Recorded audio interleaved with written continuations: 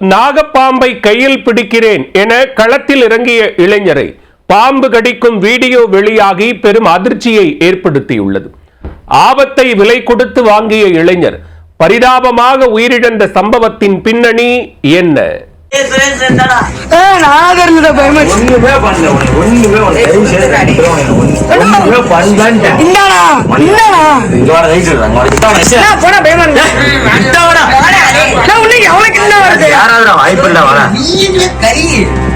யாராவது வாடா நீ அப்பா சாமி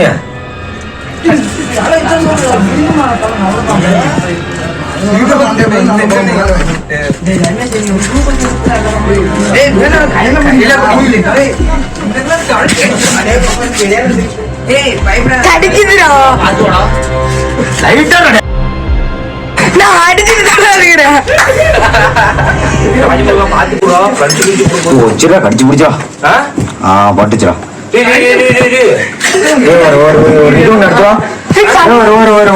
கவுரு நடத்துவோம்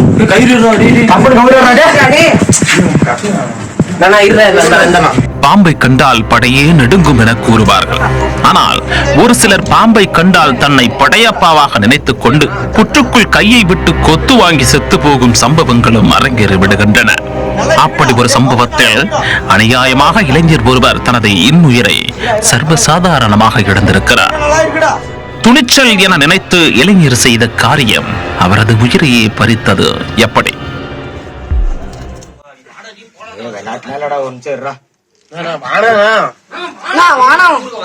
வந்துருச்சுரா ஒன்னும் பிரச்சனை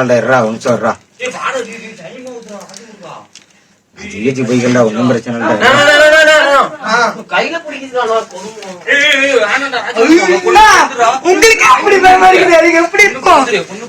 சேலம் நிலவாரப்பட்டி பகுதியைச் சேர்ந்த 21 வயதான ராஜமுருகன் என்பவர்தான் அந்த இளைஞர்.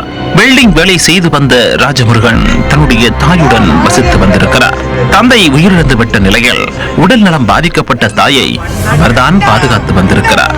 இந்த நிலையில் தன்னுடைய வீட்டில் நாகப்பாம்பு புகுந்து விட்டது என நண்பர் ஒருவர் அலறி அடித்தபடி ராஜமுருகன் வீட்டிற்கு ஓடி வந்துள்ளார். நண்பர் வீட்டிற்கு சென்ற ராஜமுருகன் நாகப்பாம்பை பிடிப்பதற்காக கட்டை ஒன்றை எடுத்து பாம்பின் தலையை அழுத்தி விடுத்திருக்கிறார். அந்த கட்டை அவ்வளவு லாபகமாக இல்லாததால் பிடி நழுவி இருக்கிறது.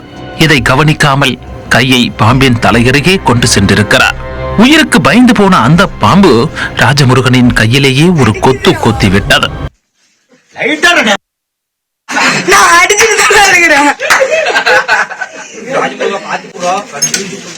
கடிச்சு பிடிச்சா பட்டுச்சுரா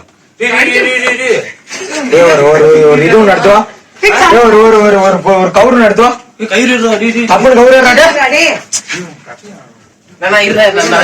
இருப்பினும் கையில் ஒரு துணியை கட்டிக்கொண்டு மீண்டும் அந்த பாம்பை பிடிக்க முயன்றிருக்கிறார் ராஜமுருகன்.